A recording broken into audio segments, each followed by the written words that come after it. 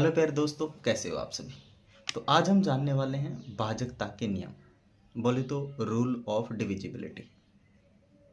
Rule of divisibility हमें बहुत ज़्यादा ज़रूरत पड़ती है इनकी, किसी भी संख्या को काटने के लिए, हल करने के लिए।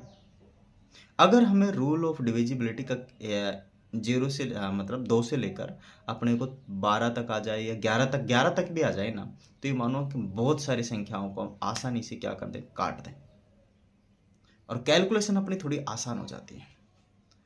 तो आइए सीखते हैं। 2 की भाजकता का नियम होता है कि अगर उसका इकाई अंक ना, संख्या का इकाई अंक, जिसकी जो भी संख्या हो उसका इकाई अंक 0 2 4 6 8 हो या वह सम संख्या हो, तो उसमें 2 का पूरा पूरा भाग जाएगा।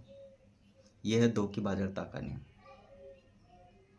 3 की भाजकता का नियम है कि जिस संख्या में हमें 3 का भाग देना है उस संख्या के अंकों का योग, sum of all digits is equal to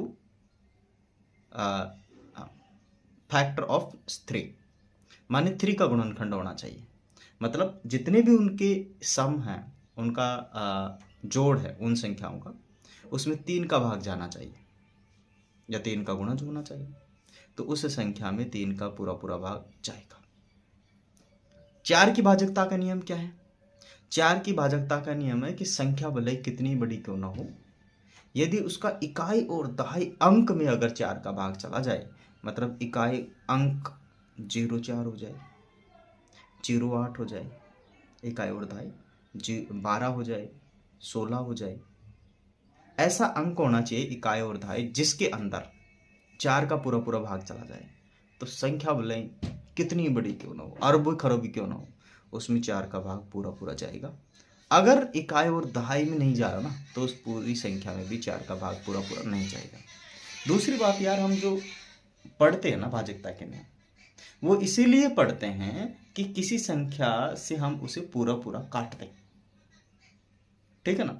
तो किसी भी संख्या की भाजकता का नियम उसमें पूरा पूरा लगेगा, दैट मीन्स शेषफल शून्य होना चाहिए, शेषफल शून्य ही होगा। अब 5 की भाजकता का नियम, इकाई अंक 0 और 5 होना चाहिए, या तो 0 होना चाहिए या 5 होना चाहिए।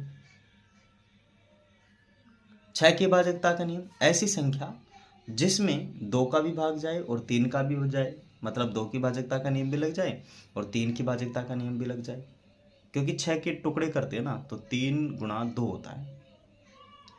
तो अगर उसमें 3 और 6 का 3 और 2 की भाजकता का नियम लग जाए, तो उसमें 3 का पूरा पूरा भाग जाएगा। बाकी नियमों को अगले सेशन में सीखेंगे।